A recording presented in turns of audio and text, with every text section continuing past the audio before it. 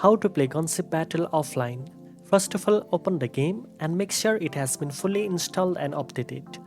It's important to connect to the internet at least once so the latest data and resources can be downloaded properly. Without this step, some missions or features might not load when you try to play offline. Next, after the update is complete, you can close the game and reopen it without an internet connection. Gunship Battle allows you to access the main campaign missions offline, meaning you can continue playing without worrying about network connectivity. However, keep in mind that certain features such as online event, multiplayer modes, or in-app purchases will require internet access to work. When you are offline, focus on the campaign missions, upgrading helicopters with the resources you already have, and practicing your controls.